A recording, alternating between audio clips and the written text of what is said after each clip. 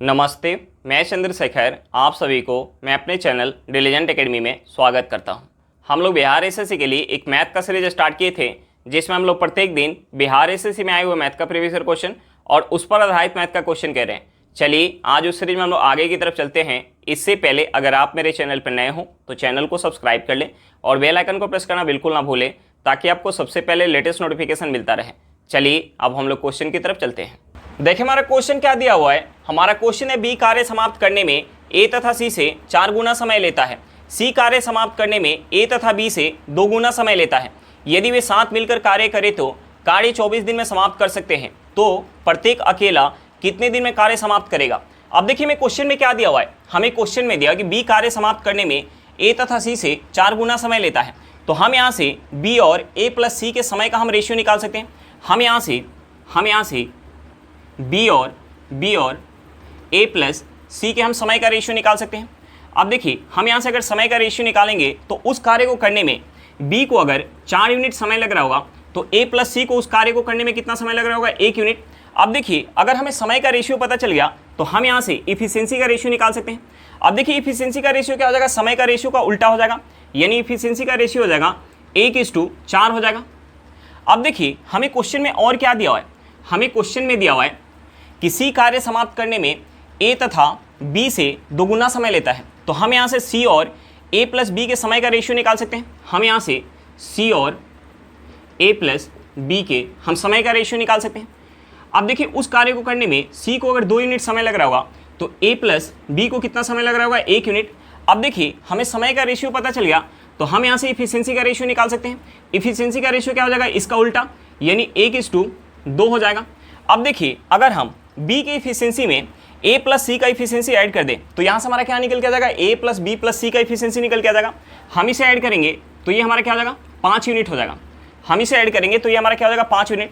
अब देखिए अगर हम यहाँ सी के इफिशियंसी में ए प्लस बी का इफिशियंसी ऐड कर दें तो यहाँ से हमारा क्या निकल के आ जाएगा, ए प्लस बी प्लस सी का इफिशियंसी निकल के आ जाएगा।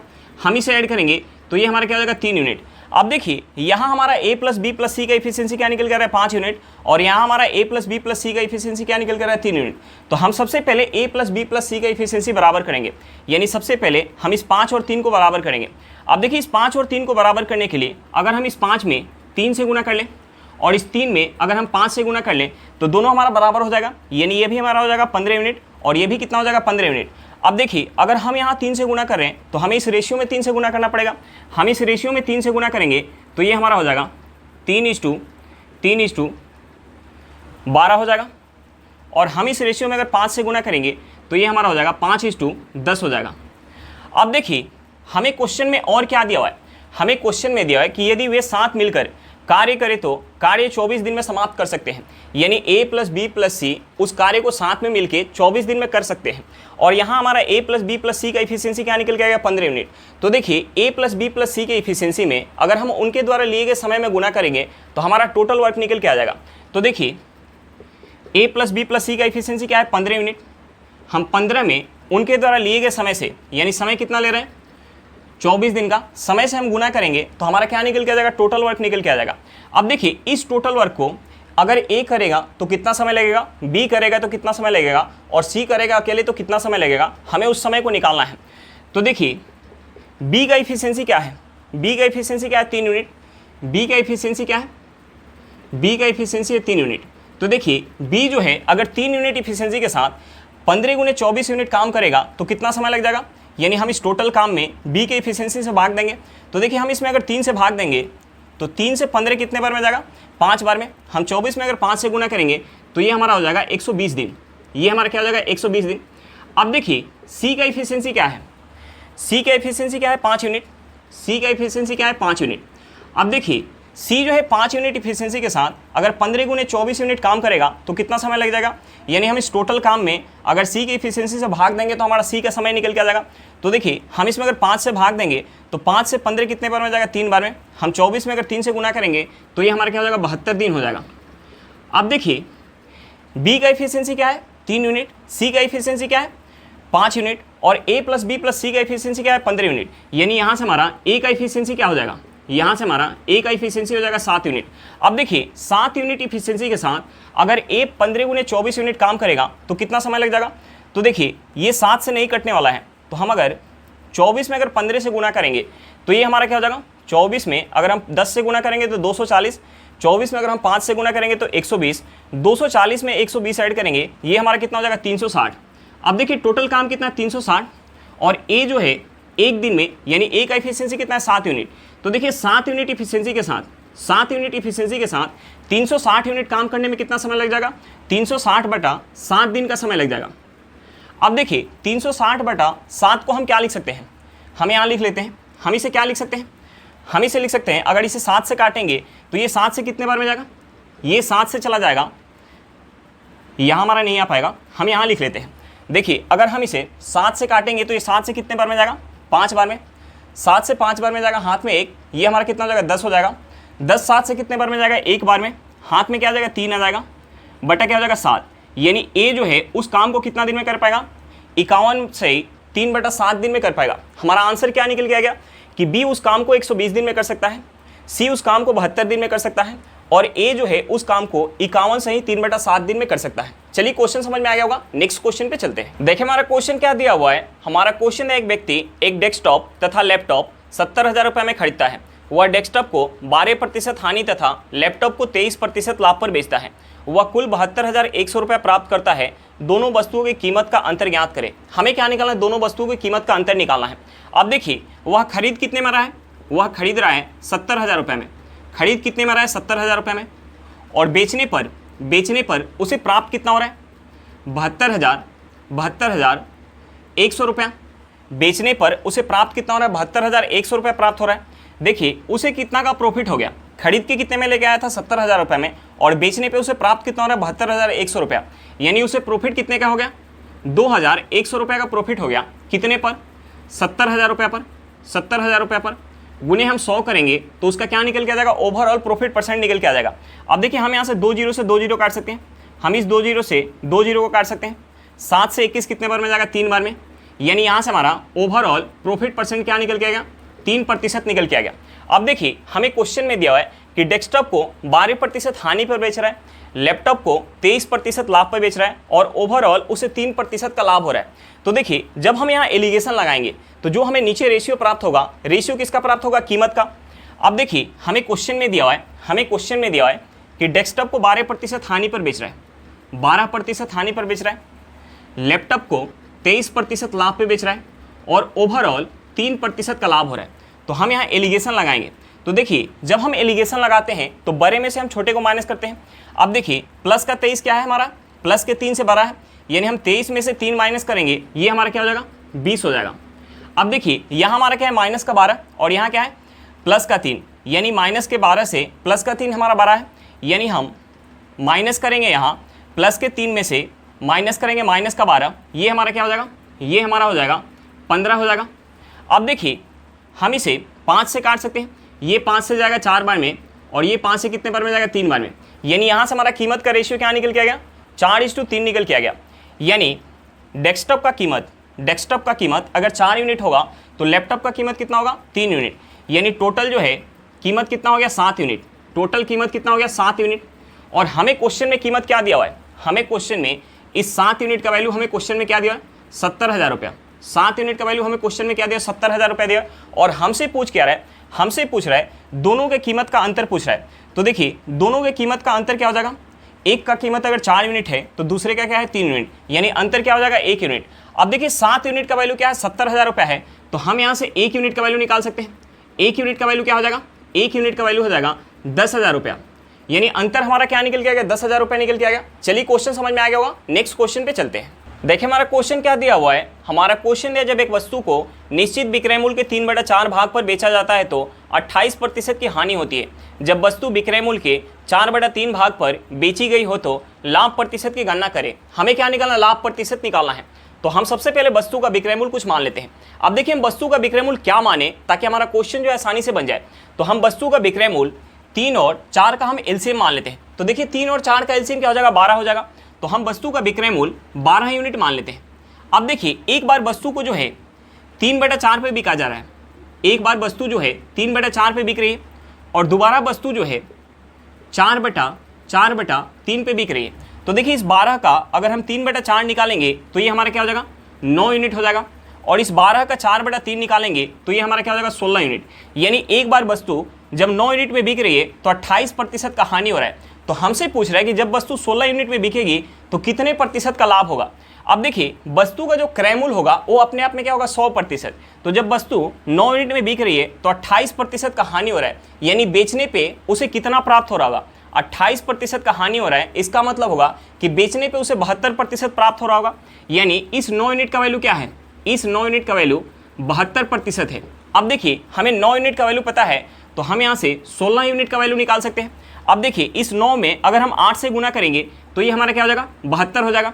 अगर हम यहाँ 8 से गुना करें तो हमें यहाँ भी 8 से गुना करना पड़ेगा, यानी 16 में अगर हम 8 से गुना करेंगे तो ये हमारा क्या हो जाएगा 128%। यानी वस्तु को जब 16 यूनिट में बेचा जाएगा तो कितना प्राप्त होगा 128%। यानी यहाँ प्रॉफिट कितना हो गया, यहाँ प्रॉफिट कितना हो गया, यहाँ प्रॉफिट हो गया 28%। हमसे पूछ क्या रहा था प्रॉफिट परसेंट, और प्रॉफिट परसेंट हमारा क्या निकल के आ गया 28% निकल के आ गया। हमारा आंसर क्या निकल के आ गया 28% निकल के आ गया। चलिए क्वेश्चन समझ में आ गया होगा, नेक्स्ट क्वेश्चन पे चलते हैं। देखिए हमारा क्वेश्चन क्या दिया हुआ है। हमारा क्वेश्चन है एक ट्रेन बिना रुकावट के साथ 80 किलोमीटर पर घंटा की चाल से तथा रुकावट के साथ 70 किलोमीटर पर घंटा की चाल से किसी दूरी को तय करती है। यदि रुकने का समय 3 मिनट हो तो 2 घंटे में वह कितने बार रुकेगी। अब देखिए मैं क्वेश्चन में क्या दिया हुआ है, हमें क्वेश्चन में दिया कि एक ट्रेन बिना रुकावट के साथ 80 किलोमीटर पर घंटा की स्पीड से चल रही है, 80 किलोमीटर पर घंटा की स्पीड से चल रही है, और रुकावट के साथ 70 किलोमीटर पर घंटा की स्पीड से चल रही है। अब देखिए ट्रेन जो है बिना रुके अगर 1 घंटा में 80 किलोमीटर दूरी तय कर रही है, तो जब रुक के ट्रेन चल रही है तो 1 घंटा में 70 किलोमीटर ही दूरी चल पा रही है। यानी पहले की अपेक्षा जब ट्रेन रुक के चल रही है तो कितना कम दूरी चल रही है, 10 किलोमीटर कम दूरी चल रही है। अब देखिए इस 10 किलोमीटर दूरी को अगर पहले वाली स्पीड से ट्रेन जाती तो कितना समय लग जाता। यानी पहले वाला स्पीड क्या है, यानी बिना रुके स्पीड क्या है 80 किलोमीटर पर घंटा। यानी 10 किलोमीटर दूरी अगर 80 किलोमीटर पर घंटा की स्पीड से ट्रेन जाती तो कितना समय लग जाता, 1/8 घंटा का समय लग जाता। अब देखिए 1/8 घंटा के लिए ट्रेन जो है प्रत्येक घंटा रुक रही होगी, जिसके कारण जो है 10 किलोमीटर कम दूरी चल रही है। अब देखिए हमसे पूछ रहा है कि 2 घंटा में वह कितने बार रुकेगी। तो देखिए 1 घंटा में 1/8 घंटा के लिए रुक रही है, तो 2 घंटा में कितना रुकेगी, 2 घंटा में 2 गुने 1/8 घंटा के लिए रुकेगी। अब देखिए 2 से 8 कितने बार में जाएगा, 4 बार में। यहाँ से हमारा हो जाएगा 1/4 घंटा। 1/4 घंटा को अगर हम मिनट में चेंज करेंगे तो ये हमारा क्या हो जाएगा, ये हमारा हो जाएगा 15 मिनट। यानी ट्रेन जो है 2 घंटा में 15 मिनट के लिए रुक रही है, और हमें रुकने का समय क्या दिया 3 मिनट। हमें रुकने का समय क्या दिया 3 मिनट। ट्रेन जो है 15 मिनट के लिए रुक रही है, और एक बार रुक रही है तो 3 मिनट का समय ले रही है। एक बार रुक रही है तो 3 मिनट का समय ले रही है। यानी ट्रेन जो है कितने बार रुकी होगी, 5 बार रुकी होगी। हमारा आंसर क्या निकल गया 5 बार। चलिए क्वेश्चन समझ में आ गया होगा, नेक्स्ट क्वेश्चन पे चलते हैं। देखिए हमारा क्वेश्चन क्या दिया हुआ है। हमारा क्वेश्चन है एक बक्से में 8 लाल 10 सफ़ेद तथा 5 नीली गेंद है। 3 गेंदों को कितने तरीके से चयन किया जा सकता है ताकि उस समूह में तीनों गेंद लाल हो। अब देखिए अगर हमें n वस्तु दिया हो और उसमें से अगर हमें r वस्तु चुनना हो तो हम कितने तरीके से चुन सकते हैं। तो उसके लिए एक हमारा फार्मूला होता है, अगर हमें n वस्तु दिया हो और उसमें से अगर हमें r वस्तु चुनना हो तो हम कितने तरीके से चुन सकते हैं। तो उसका हमारा फार्मूला होता है n फैक्टोरियल बटे r factorial into n minus r factorial. अब देखिए यहाँ हमें क्या दिया है, लाल गेंद टोटल कितना दिया है 8 दिया है, यानी हमें n का वैल्यू क्या दिया 8 दिया है, और हमें जो है 3-3 का समूह बनाना है, और तीनों जो है उस समूह में लाल गेंद हो। तो देखिए n की जगह हम 8 पुट करेंगे, ये हमारा हो जाएगा 8 फैक्टोरियल। r हमारा क्या है 3 है, ये हमारा हो जाएगा 3 फैक्टोरियल। n की जगह हम 8 रखेंगे और r की जगह 3 पुट करेंगे, तो ये हमारा 8 माइनस 3 क्या हो जाएगा 5 हो जाएगा, यानी ये हमारा हो जाएगा 5 फैक्टोरियल। अब देखिए हम यहाँ से इसे लिख सकते हैं, हम इसे लिख सकते हैं 8 गुने 7 गुने 6 गुने 5 फैक्टोरियल लिख सकते हैं, बटे हमारा क्या है, हम इस 3 फैक्टोरियल को लिख सकते हैं 3 गुने 2 गुने 1 गुने 5 फैक्टोरियल। अब देखिए 5 फैक्टोरियल से हमारा 5 फैक्टोरियल कट जाएगा, हम 3 में 2 से गुना करेंगे, ये हमारा क्या हो जाएगा 6 हो जाएगा, 6 से हमारा 6 कट जाएगा। हम 8 में अगर 7 से गुना करेंगे तो ये हमारा क्या हो जाएगा 56, यानी हम कितने तरीके से चुन सकते हैं, 56 तरीके से चुन सकते हैं। हमारा आंसर क्या निकल के आ गया, 56 निकल के आ गया। चलिए क्वेश्चन समझ में आ गया होगा, नेक्स्ट क्वेश्चन पे चलते हैं। देखिए हमारा क्वेश्चन क्या दिया हुआ है, हमारा क्वेश्चन है 1000 रुपए की राशि 5% वार्षिक साधारण ब्याज की दर से निवेश की जाती है। यदि प्रत्येक 10 वर्ष बाद ब्याज को मूलधन में जोड़ दिया जाए तो 2000 रुपए का मिश्र धन कितने समय बाद प्राप्त होगा। हमें क्या निकालना, समय निकालना है। अब देखिए हमें क्वेश्चन में क्या दिया हुआ है, हमें क्वेश्चन में प्रिंसिपल दिया हुआ है। हमें प्रिंसिपल कितना दिया है, 1000 रुपया। हमें प्रिंसिपल कितना दिया है, 1000 रुपया। और हमें क्वेश्चन में क्या दिया है, रेट ऑफ इंटरेस्ट दिया है। हमें रेट ऑफ इंटरेस्ट क्या दिया, 5% दिया है। और हमें क्वेश्चन में दिया कि यदि प्रत्येक 10 वर्ष बाद ब्याज को मूलधन में जोड़ दिया जाए तो हम सबसे पहले 10 वर्ष बाद का, हम सबसे पहले 10 वर्ष बाद का हम अमाउंट निकाल लेते हैं। देखिए 10 वर्ष बाद हम सबसे पहले अमाउंट निकालेंगे तो देखिए यहाँ ब्याज जो है साधारण ब्याज के दर से काउंट हो रहा है, तो साधारण ब्याज में हमें प्रत्येक साल ब्याज क्या मिलता है, बराबर मिलता है। अब देखिए यहाँ रेट ऑफ इंटरेस्ट हमारा 5% है, यानी पहले साल अगर हमें प्रिंसिपल का 5% ब्याज मिलेगा तो दूसरे साल भी हमें प्रिंसिपल का 5% ही ब्याज मिलेगा। तो देखिए 10 वर्ष में टोटल जो है यहाँ एसआई कितना मिल जाएगा, 10 वर्ष में 5% के दर से टोटल जो है 50% एसआई मिल जाएगा। अब देखिए हमें क्वेश्चन में प्रिंसिपल कितना दिया, 1000 रुपया, तो हम 1000 का अगर 50% निकालेंगे तो ये हमारा क्या हो जाएगा, 500 रुपया। यानी एसआई हमारा क्या निकल के आ गया, 500 रुपया निकल के आ गया। अब देखिए एसआई को अगर हम प्रिंसिपल में ऐड कर दें तो हमारा क्या निकल के आ जाएगा, अमाउंट निकल के आ जाएगा। यानी यहाँ से हमारा अमाउंट क्या निकल के आ जाएगा, अमाउंट निकल के आ जाएगा 1500 रुपया। अब देखिए 10 वर्ष बाद ये जो हमारा अमाउंट है वो प्रिंसिपल बन जाएगा। यानी अब हमारा प्रिंसिपल क्या हो जाएगा, अब हमारा प्रिंसिपल हो जाएगा 1500 रुपया। प्रिंसिपल क्या हो जाएगा, 1500 रुपया। और अमाउंट क्या है, अमाउंट हमारा है 2000 रुपया। अमाउंट क्या है, 2000 रुपया है। अब देखिए यहाँ ब्याज कितना मिल रहा है, यहाँ ब्याज मिल रहा है 500 रुपये का। कितने पर, 1500 रुपया पर। गुने हम 100 करेंगे तो यहाँ से हमारा टोटल जो है एसआई प्रतिशत निकल के आ जाएगा। यहाँ से हमारा टोटल एसआई प्रतिशत निकल के आ जाएगा। अब देखिए 500 से ये 3 बार में जाएगा, यहाँ से हमारा निकल के आ जाएगा 100/3%। अब देखिए यहाँ टोटल जो है ब्याज कितना मिल रहा है, 100/3%। और हमें क्वेश्चन में रेट ऑफ इंटरेस्ट दिया है तो हम यहाँ से टाइम निकाल सकते हैं। अब देखिए टाइम निकालने के लिए हम क्या करेंगे, टोटल ब्याज प्रतिशत में अगर हम ब्याज दर से भाग देंगे तो हमारा टाइम निकल के आ जाएगा। अब देखिए 100/3% में अगर हम 5% से भाग देंगे तो ये हमारा क्या हो जाएगा, ये हमारा हो जाएगा 20/3 वर्ष। ये हमारा क्या हो जाएगा, 20/3 वर्ष। अब देखिए 20/3 वर्ष को हम लिख सकते हैं 6 सही 2/3 वर्ष। ये हमारा क्या हो जाएगा, 6 सही 2/3 वर्ष। अब देखिए यहाँ से हमारा टोटल टाइम क्या हो जाएगा, पहले जो है 10 वर्ष का समय लग चुका है, उसके बाद 6 सही 2/3 वर्ष का समय लग रहा है। यानी यहाँ से हमारा आंसर निकल के आ जाएगा 16 सही 2/3 वर्ष। हमारा आंसर क्या निकल के आ गया, 16 सही 2/3 वर्ष निकल के आ गया। चलिए क्वेश्चन समझ में आ गया होगा, नेक्स्ट क्वेश्चन पे चलते हैं। देखिए हमारा क्वेश्चन क्या दिया हुआ है, हमारा क्वेश्चन है 3 क्रमागत संख्याओं का औसत पहली संख्या के 1/3 से 15 ज़्यादा है, सबसे बड़ी संख्या ज्ञात करें। हमें क्या निकालना, सबसे बड़ी संख्या निकालना है। तो हम सबसे पहले 3 क्रमागत संख्या मान लेते हैं। अब देखिए 2 क्रमागत संख्या के बीच का अंतर कितना होता है, 1 होता है। तो हमने मान लिया कि सबसे छोटी संख्या a है। हमने मान लिया कि सबसे छोटी संख्या a है। तो देखिए a के बाद वाली हमारी संख्या क्या हो जाएगी, a+1 हो जाएगी।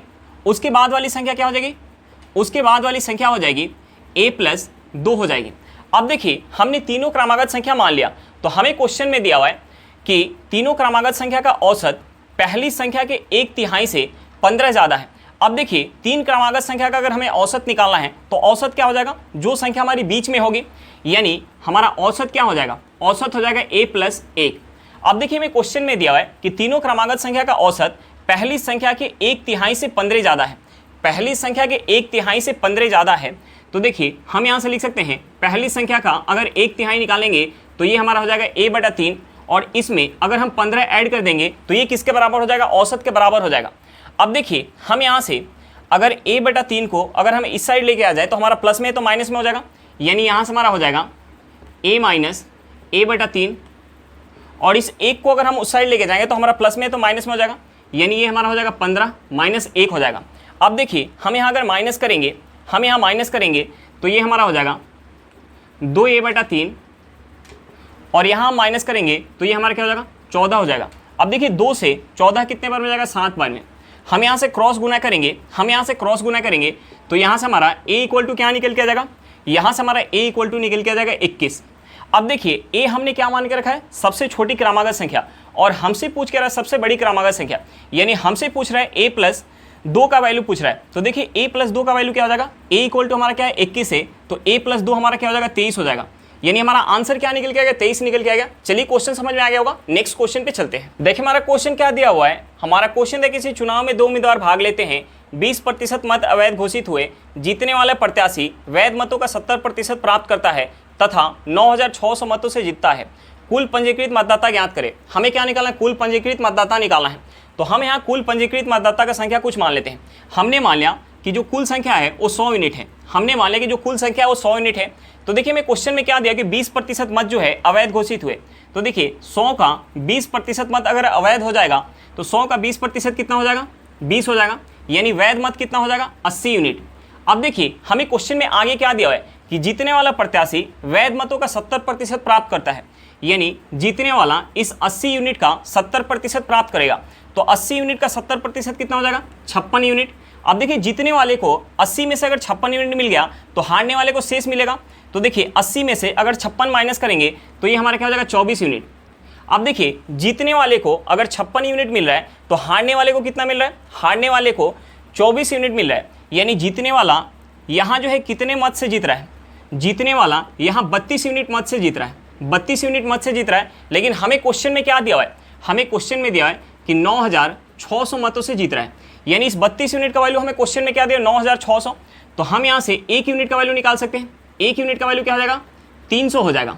अब देखिए हमसे पूछ क्या रहा है, कुल पंजीकृत मतदाता का संख्या पूछ रहा है। तो देखिए कुल संख्या हमने क्या मान के रखा है, 100 यूनिट। हमें 1 यूनिट का वैल्यू पता चल गया तो हम यहाँ से 100 यूनिट का वैल्यू निकाल सकते हैं। 100 यूनिट का वैल्यू क्या हो जाएगा, हम इसमें 100 से गुना करेंगे, ये हमारा हो जाएगा 30,000।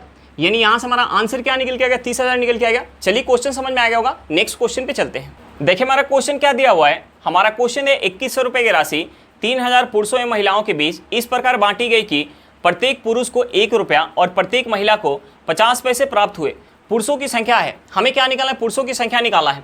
अब देखिए हमें क्वेश्चन में टोटल राशि क्या दी हुई है, 2100 रुपया, और टोटल लोग का संख्या क्या दी हुई है, 3000। तो हम सबसे पहले एवरेज निकाल लेते हैं कि प्रत्येक को कितना मिलेगा। देखिए टोटल राशि कितना है, 2100 रुपया, और टोटल लोग का संख्या हमें क्या दिया है, 3000। तो हम यहाँ से एवरेज निकाल सकते हैं कि एवरेज प्रत्येक को कितना मिलेगा। अब देखिए हम यहाँ से 2 जीरो से 2 जीरो काट सकते हैं। हम यहाँ से अगर इसे काट ले 3 से तो ये 3 से जाएगा 7 बार में और ये 3 से जाएगा 10 बार में। यहाँ से हमारा क्या निकल के आ जाएगा, 7/10 रुपया। अब देखिए 7/10 रुपया को हम क्या लिख सकते हैं, हम इसे लिख सकते हैं 70 पैसे लिख सकते हैं। यानी एवरेज निकल के आ गया कि प्रत्येक को कितना मिला है, 70 पैसे। और हमें क्वेश्चन में दिया हुआ है कि पुरुष को कितना मिल रहा है, 1 रुपया। हमें क्वेश्चन में दिया कि पुरुष को 1 रुपया मिल रहा है, तो हम 1 रुपया को अगर पैसे में चेंज करेंगे तो ये हमारा क्या हो जाएगा, 100 पैसे। और महिला को कितना मिल रहा है, महिला को मिल रहा है 50 पैसे। और एवरेज जो है कितना मिल रहा है, एवरेज मिल रहा है 70 पैसे। अब देखिए हम यहाँ एलिगेशन लगाएंगे तो जो हमारा नीचे रेशियो निकल के आएगा, रेशियो किसका निकल के आएगा, संख्या का रेशियो निकल के आएगा। अब देखिए हम यहाँ एलिगेशन लगाएंगे तो जब हम एलिगेशन लगाते हैं तो बड़े में से छोटे को माइनस करते हैं। यानी हम यहाँ 70 में से अगर 50 माइनस करेंगे तो ये हमारा क्या हो जाएगा, 20 हो जाएगा। उसके बाद हम 100 में से अगर 70 माइनस करेंगे तो ये हमारा क्या हो जाएगा, 30 हो जाएगा। हम यहाँ से 0 से 0 काट सकते हैं। अब देखिए यहाँ से संख्या का रेशियो क्या निकल के आ गया, संख्या का रेशियो निकल के आ गया 2:3 निकल के आ गया। यानी पुरुषों की संख्या अगर 2 यूनिट होगी तो महिला की संख्या क्या होगा, 3 यूनिट। यानी यहाँ से हमारा टोटल संख्या क्या होगा, टोटल संख्या हो गया 5 यूनिट। और हमें क्वेश्चन में टोटल संख्या क्या दिया हुआ है, 3000। यानी इस 5 यूनिट का वैल्यू हमें क्वेश्चन में 3000 दिया हुआ है। तो हम यहाँ से 1 यूनिट का वैल्यू निकाल सकते हैं। 1 यूनिट का वैल्यू क्या हो जाएगा, 600 हो जाएगा। और हमसे पूछ क्या रहा है, पुरुष का संख्या पूछ रहा है। देखिए पुरुष कितना है, 2 यूनिट। हमें 1 यूनिट का वैल्यू पता है तो हम यहाँ से 2 यूनिट का वैल्यू निकाल सकते हैं। 2 यूनिट का वैल्यू क्या हो जाएगा, 1200। हमारा आंसर क्या निकल के आएगा, 1200। चलिए क्वेश्चन समझ में आ गया होगा, नेक्स्ट क्वेश्चन पे चलते हैं। देखिए हमारा क्वेश्चन क्या दिया हुआ है, हमारा क्वेश्चन है 3 घंटियाँ क्रमशः 36 सेकंड, 40 सेकंड और 48 सेकंड के अंतराल पर बजती है। यदि वे तीनों एक साथ बजना आरंभ करती है तो कितने समय के बाद पुनः तीनों एक साथ बजेंगी। तो देखिए हम सबसे पहले क्या करेंगे, जो ये हमारा समय अंतराल दिया हुआ है हम उस समय अंतराल का एलसीएम निकालेंगे। देखिए हमारा समय अंतराल क्या दिया हुआ है, हमारा समय अंतराल दिया हुआ है 36 सेकेंड, दूसरा क्या दिया हुआ है 40 सेकेंड और तीसरा क्या दिया 48 सेकेंड। यानी पहली घंटी 36 सेकंड के अंतराल पे बज रही है, दूसरी 40 सेकंड के अंतराल पे और तीसरी जो है 48 सेकंड के अंतराल पे बज रही है। तो हम सबसे पहले इन तीनों समय अंतराल का एलसीएम निकालेंगे। सबसे पहले हम इन तीनों समय अंतराल का एलसीएम निकालेंगे। अब देखिए एलसीएम निकालने के लिए हम क्या करते हैं, एलसीएम निकालने के लिए सबसे पहले सबसे बड़े नंबर का हम फैक्टर करते हैं। तो देखिए 48 का हम फैक्टर करेंगे तो 48 का फैक्टर क्या हो जाएगा 16 गुने 3 यानी ये हमारा हो जाएगा 2 गुने 2 गुने 2 गुने 2 गुने 3 हो जाएगा। उसके बाद हम 40 का फैक्टर करेंगे तो 40 का फैक्टर क्या हो जाएगा 8 गुने 5। तो देखिए यहाँ हमारा 8 है, 2 गुने 2 गुने 2, ये हमारा क्या है 8 है, हमें एक 5 लेना पड़ेगा। उसके बाद हम 36 का फैक्टर करेंगे तो 36 का फैक्टर क्या हो जाएगा 4 गुने 9। तो देखिए यहाँ हमारा 4 है, 2 गुने 2 4 है, यहाँ हमारा एक 3 है, हमें एक 3 लेना पड़ेगा। अब देखिए हम यहाँ गुना करेंगे तो ये हमारा क्या हो जाएगा 16, 16 3 48, 48 में अगर हम 5 से गुना करेंगे, 48 में 5 से गुना करेंगे तो ये हमारा क्या हो जाएगा 240, 240 में अगर हम 3 से गुना करेंगे तो ये हमारा हो जाएगा 720। यानी यहाँ से हमारा एलसीएम क्या निकल के आ गया 720, यानी एलसीएम निकल के आ गया 720 सेकेंड। यानी तीनों घंटी एक बार एक साथ बजना आरंभ होंगे, उसके बाद 720 सेकेंड बाद फिर से पुनः एक साथ बजेंगे। अब देखिए 720 सेकेंड को अगर हम मिनट में चेंज करेंगे तो ये हमारा क्या हो जाएगा, मिनट में चेंज करने के लिए हमें इसमें 60 से भाग देना पड़ेगा। 60 से भाग देंगे तो ये हमारा हो जाएगा 12 मिनट। यानी 12 मिनट बाद पुनः जो है तीनों घंटी एक साथ बजेंगे। हमारा आंसर क्या निकल के आएगा 12 मिनट। चलिए क्वेश्चन समझ में आ गया होगा। आज के लिए इतना ही, फिर मिलते हैं नेक्स्ट क्लास में। अगर क्लास अच्छा लगे तो क्लास को लाइक करिएगा। अगर आप मेरे चैनल पर नए हो तो चैनल को सब्सक्राइब करिएगा और क्लास को अपने दोस्तों के साथ शेयर करना बिल्कुल मत भूलिएगा। चलिए बाय बाय।